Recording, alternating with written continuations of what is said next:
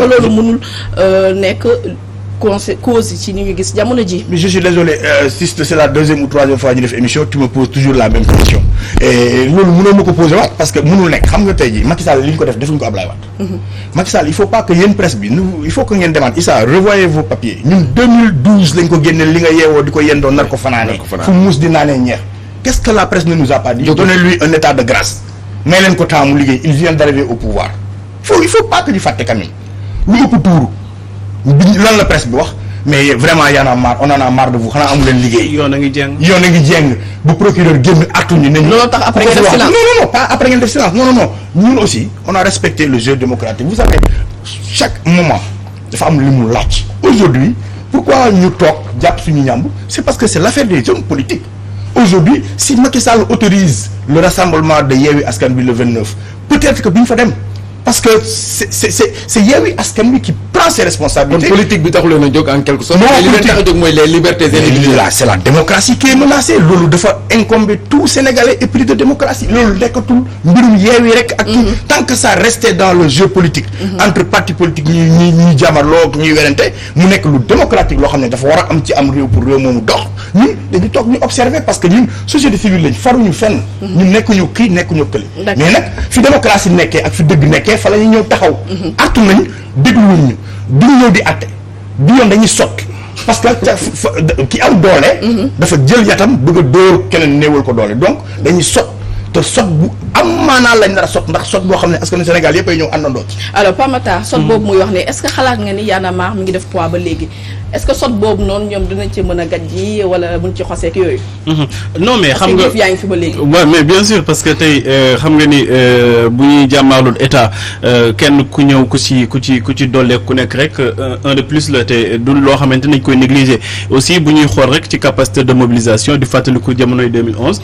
Y'en a marre moom moo taxoon ba homme politique yi wala ki mel ni Macky Sall sax accéder au pouvoir. donc tey ñoom li nga xamante ni jotoon nañ ko def buñ ko defaatee c'est-à-dire li leen gën a faciliter mbir yi sax mooy injustice bi ak quotidien bi ak factuel bi xam nga tey jii bu nekkoon président Macky Sall dafa nekk di def li nga xamante ni mooy li ko wax donc tey bu Y'en a marre génnoon nit ñi seen bopp ñooy naan jóge leen fii li ngeen di wax ni kenn déglu ko parce que lu discours bu audible parce que ñi ngi gis loo xamante ni dafa waroo ak ñoom li ñuy wax mais tey Y'en a marre li muy wax boo demee ci kii bi lu mu tudd uude bi da la koy wax nga dem si jaaykatu gerte bi kenn da la koy wax donc tey pour nga mobiliser autour pour mën a woote benn combat boo xamante ni pour jële fi lii fi nekk la mais dafay facile parce que nit ñi dañu lay dégg parce que aussi nit ñi dañuy xëy suba di dégg ci presse bi que ni am na benn waay joo xamante ni këram nañu fekk plus de 800 et quelques millions d'accord répétition bi ñoom dina leen déranger mais dañ ko yàgg di répéter 800 et quelques millions ñu fekk ko ci benn kër benn nit loolu tey yaakaar naa ni war na mën a fédérer war na mën a aussi rassembler population ci li nga xamante mooy l'essentiel gis nga li mu wax nii ñëpp moom la ñuy wax moom la Mame Birame di wax moom la keneen ak keneen di wax donc je pense que ni discours bi bu nekkee ci factuel te fee nekkul loo xamante ni dafa arrangé nguur bi fi nekk maanaam majorité bi nga xamante mooy gouverner jamono ji képp ku woote pour ñu jéem a changer loolu mais discours boobu dañ koy dégg parce que dafa factuel du ay wax yoo xamante ne waxu par loola li fi ne Khadija ñëpp gis nañ ko ñëpp nangu nañu ni que manifestation amoon na fi dara xew fi te laata manifestation di am ñoom dañ njëkk a demandé manifestation ñu gàntal leen ko indi ay prétextes yu fallacieux gàntal leen ko tey lan la ñuy wax ku mel ni Déthié Fall ku mel ni Mame Diarra Fam Mame Diarra Fam sax bu leen neexee ñu ni bu ñu ko kii nañ ko fekk ci Barthélémy Diaz léegi dox mbokk dafa aay mais Guédiawaye ak place de la nation ñaati kilomètres la 15 kilomètres ñu ni manifestation boo xamante ne bu nekkoon marche ci biir Ndakaaru nañu wax bu la neexee nga ni Pape Makhtar mi taxaw ci bunt këram sax dafay marche ci biir Ndakaaru intention sax léegi dañ koy sanctionné mais loolu la en fait c'est-à-dire ay procès d'intention nañu nekk di defal ñi nga xamante ni ñoom nañu jàpp ni Déthié Fall procès d'intention moom moo ko yóbbu ci Rebeuss bale Ahmed Aïdara procès d'intention moo ko fa yóbbu mais au-delà de procès d'intention yi da ngay comprendre que ni Déthié Fall ba tey Idrissa Seck ba ko Macky Sall di woo du woon Idrissa Seck la soxla woon ki yoroon parti bi nekkoon tête bi nekkoon numéro 2 bi yoroon parti bi yëpp Déthié Fall la woon ba Macky Sall gisee que ni Déthié Fall xam Idrissa Seck ñëw na te amul ko benn njëriñ donc dafay venger wu moo nekkoon tête passante moo nekkoon lépp ba pare moom moo doon gérer sax li nga xamante ne mooy organisation ci biir réew mi nga ñëw ci Ahmed Aïdara ñoom ñëpp la duma dóor leen dóor yoo xamante ni da leen humilier en fait parce que Aliou Sall mosoo xalaat ni Ahmed Aïdara dina ko gagné mu gagné ko commencé di doxal mais loolu tey jii bu ñuy am benn porox ndool bu ñu mën a jàpp pour jéem ko humilier dañ koy def mais du ay affaire de yoon donc discours boobu ku ko tenir na wax dëgg yàlla sénégalais bi nga xamante ni épris de justice la bu ko déggee da siy topp. d'accord Mame Birame ñu daal di téye lu ci gën a doy waar mooy dañu téye 3 députés mooy ki nga xam ne mooy Déthié Fall Mame Diarra Fam ak kii di Cheikh Abdou Bara Dolly même su fekkee ne sax moom avant le 18 lañ ko daal di téye est-ce que cela ne traduit pas que le pouvoir dafa am en face opposition boo xam ne ils sont un peu faibles j'ai mis faible entre guillemets bi. xam nga soo tollee feneen di dégg jàpp nañ da ngay yaakaar ne ay xar la ñuy wax parce que jàpp naa bi moo bëri quoi. nga yaakaar ne xar la ñu ne la non du xar de ay nit la ñu ne la weesu nañ ay nit sax ay responsable lañ mais loolu c'est tellement facile que ñu toog rek élément bi arrangé wu leen ñu ne su génnee jàpp leen yóbbu ci kaso bi. jàpp député jàpp maire. waaw jàpp député jàpp maire xam nga loolu yëpp li ko waral Thiat mu ngi koy wax sànq gis nga manifestation yi opposition bi woote ñun journalistes yi mënoon nañ ko woote. parce que démocratie Sénégal fu mu toll ñun li ñu si contribuer la presse yaakaaruma ne acteurs politiques yi contribuer nañ ko si. donc mënuñu toog Macky Sall yor peelam di gas ñu xam ne démocratie Sénégal la fa bëgg a suul ñu toog ne duñu wax donc irresponsabilité lay doon wax bu nu mu valable ci ñun acteur des médias noonu la valable ci société civile ak ñeneen parce que tey responsabilité ñëpp la ñu taxaw mais ne Macky Sall il faut qu'il arrête parce que moomul mais quand même xam nga élection nit ñi dañuy def ay amalgame élection nekkul pour acteurs politiques yi élection pour askan wi la askan wi ñoom moom élection maanaam ñoom loolu mooy l'unique occasion boo xamante ni am nañ ko pour choisir ñi nga xamante ni ñoo leen di diriger askan wi moom élection donc élection bu ko dee askan wi moo ko moom yow dañ la ne organiser ko de sorte que askan woowu ñoom ñu am possibilité exprimer leur choix wax ne ñun kii la ñu bëgg mu jiite ñu kii doy nañu kële doy ñu mais loolu askan wi ko moom yow am tey boo ne da nga léser un candidat wala da nga léser un parti politique nga yaakaar ne kooku nga ko def jàppal ne nekkul ne moom nga ko def directement mais population bi askan wi nga xamante ni amoon nañu yéene dem voter kooku ñooñu nga tere seen ak seen yelleef léegi nag lii situation bi lu tax mu doy waar jàpp ba nga yaakaar ne ay xar la ñuy wax ne moom la ñuy jàpp mais c'est parce que ki nga xamante ni mooy jàppaate mais mosul ñam kaso opposition am dëgërul Macky Sall 2008 la génn PDS 2012 mu jël le pouvoir lu mu def ci diggante bi mooy doxantu ak poche yu fees de la xaalis loolu la def avant muy ñëw Dakar ba ngay naan mer gàddu boobu boo fekk na ñoom caat ñi jàmmarloog police yi Abdoulaye Wade commencé nu mu tudd autoriser les manifestations. ci la ñu gisee Macky Sall Sénégal am na ñu ko doon ŋàññi bu baax mais ci la ñu gisee Macky Sall fël yor mer gàddoom ne day ñëw participer parce que instant yooyu noonu la dynamique c'était la rue ñëpp ànd ci moom ci loolu la leen fekk si léegi nag moom bu nekkee ne parce que benn instant moom day c'est comme si dafa jàpp ne moom mag ñi mu àndal daal ñoom ñooy góor ci dëkk bi ñun ñuy ses ay yambar lañu quoi lu tax ma wax loolu yow ñu ngi teg ay règle yooyu ñoom ñoo la tax a falu parce que élection wax naa ko sànq nguur gi moomu ko mënul wax ne nii la koy defee ne la koy defee te askan wi ànduñu si parce que bu ñu toogee di naan en 92 tous les acteurs politiques toog nañu waxtaan trouver un code consensuel ñu ne en 2011 acteurs politiques yi toog nañu ñu ne ministre de l'intérieur dootul organiser élection yi mais condition yooyu noonu moo tax Macky Sall accéder au pouvoir en 2012 léegi lan moo war a tax Macky Sall ñëw comment dire profito ci ay règles yoo xamante ni nit ñi dañoo waxtaan ba déggoo ci moom mu profito ci ba mu falu ne da koy changer da koy def comme moom nu mu ko xalaatee comme moom nu mu ko arrangé loolu fan la ko président Macky Sall teg. mais dafa mel ni kon da ngay rejoindre sortie bi nga xamante moom la Aminata Tall ancienne présidente conseil économique social daal di def mais aussi ki nga xam ne mooy professeur Abdoulaye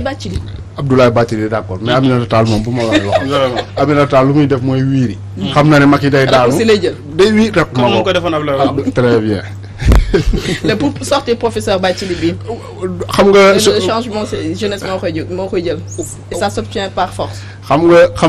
nga mooy li ñu benn journal bëgg a gëmloo tey rek xëy def à la une ne ñu mu tudd concert casserole Ablaye Wade moo ko njëkk a subir au Sénégal. non concert casserole bi il faut nga ñëw ci largement historique bi balaa ñu ñëw sama bàyyi saa. voilà di nga ci ñëw doo di nga ci am pàcc bu am solo. man Birame Wathie dafa am point yu mu wax Pape Matar aussi ñëw si bu ngeen xoolee tey li ñu wax ni yëpp wax ngeen ko tey seen conférence presse bi muy situation politique bi président Macky Sall ni mu yore réew meeg yooyu noonu mën nañu sax daanaka jël date yi rek changé ko yóbbuwaat ko ci jamono ji nga xam ne moom ngeen doon xeex ak maître Abdoulaye Wade tey lan la leen di def caat yéen ñi nga xam ne presque même cause ngeen doon xeex jamono ji en 2022 aussi ñuy gisaat la même chose finalement lan ngeen di wax exactement. Il y a pas de hasard c'est demain le 22 juin mooy jour bi nit ñi dañee Daniel Brottier c'est ginnaaw suba le 23 juin waaw. donc il y a pas de hasard li nga les choses se répètent gis nga bi li ma gën a métti ci ce qui se passe mooy que ne j'ai l'impression que les gens de Benno Bokk Yaakaar ils ont applaudi parce que y a des Sénégalais yu ñu rey 4 Sénégalais sont morts. ñu tàccu parce que ñuy tàccu nee nañ les forces de défense et de sécurité. di leen féliciter ak di leen encourager. le pouvoir en place. et une certaine presse et beaucoup de presse. sur yeneen presse yi nag moom c'est passé même inaperçu. Personne n'en a parlé. et li ma gën a métti Macky va aller derrière dem joxe ji ceeb ak diwlin ak xaalis les parents yi nga xamante ne ñoom seen doom lañ ñàkk te du am enquête duñ am ku ñu jàpp comme d'habitude parce que Macky dans sa tête bi mu ñëwee. ñëpp ne acca tas M23 ña fa nekkoon ñëpp mu récupérer dugal ci moto mennum Y'en a marre moo ko résister ne ko yow ñi ma àndoon doon xeex yëpp duma ci bokk ak yow mu racolé tenir sa politique tas yenn parti politique yi récupérer yenn presse yi lu mu def dafa dérouler gars yi naan Macky Sénégalais yi dañ ko ragal mu gëm ne Sénégalais yi dañ ko ragal mais daaw la ko Sénégalais yi wan ne ko yow ragalatuñ la fipp nañ et lui dans sa tête il veut que Sénégalais yi ragalaat ko nit dina la ragal jàmmaarloog yow defaral la bagage ba pare di la ragalaat loolu mu Macky il faut que mu xam ne Sénégalais yi mënatuñ ko ragal c'est fini beneen bi mooy il veut à tout prix montrer ci face monde bi mooy France ak tubaab yi ko yónnee ak yooyu ne Sénégal dara xew fi pour moom ay foyer de tension yu ndawaan la su ma jàppee quelques leaders Pape Matar wax na la ko léegi leaders yi mu jàpp yëpp c'est préparé parce que lu tax jàppul Sonko lu tax jàppul Barthélémy. mais est-ce que bu ñu gisee traitement médiatique jamono ji bu ñu gis ci presse internationale notamment la presse française est-ce que gisoo ni ñoom it ñu ngi commencé vraiment di xool le revers de la médaille. non mais je veux te dire que ne France léegi ñu lâché ko. ils vont bientôt le lâcher mais la France n'était pas pour Macky en 2012. Ils ont soutenu Abdoulaye Wade ba à la dernière minute. La première fois que j'ai vu Bourgi ak ku ñu woowee Jean-Pierre Bloch ñu toog ak Macky laa xam ne France bàyyi na Abdoulaye Wade bi ñu ci Macky. et la France va quitter Macky France seen intérêt la ñuy gérer. état diggoon na leen ne li fi amoon dootu fi amati. finalement kon mën nañ ko déglu. il y a eu pire am na pas bu mu joxe keroog mooy li presse bi yenn presse yi titré que ni manifestation bi daanaka dafa xawoon a échoué. il y a eu pire. xam nga il y a eu pire. su 1000 Sénégalais génnee nga rey 13. 100 Sénégalais génn nga rey 4. proportionnellement il y a eu pire. il y a eu pire ça veut dire que il faut que Macky comprendre que ne. mënatul ay Sénégalais yi ñu manifester. non mars 2021 ak tey y a eu 17 morts pour le moment. mars 2021 et puis 250 arrestations. il faut pas que Macky il faut mu xam ne que li amoon dootul amaat ci côté am la. maanaam lañ ko mayoon ci régime 22 yoo xam ne dañ leen a faat. liñ ko mayoon lañ ko dul mayati. et que autorisation ci boppam la ñu war a bannir. kenn dootu ko demander fii Sénégal la place là dañ koy dem ñu assiéger ñu moom ko parce que place au Sénégal la c'est la place de la nation. bu ñu interdire marche le 29 nan ngeen di def. lan bu ko interdire ban démarche ngeen nar a def. man ngay njëkk a gis bu ko interdire man ngay njëkk a gis dégg li ma wax bu ko interdire man ngay njëkk a gis te bu ma génnee fii samay morom ñeneen ñi may dajal ñëpp ña nga fa nekk c'est-à-dire nekkatul mbir mi Yewwi si c'est interdit ce n'est plus une affaire de Yewwi ak Benno Bokk Yaakaar. yan stratégie ngeen di mettre en place. non loolu duma la ko wax fii waaye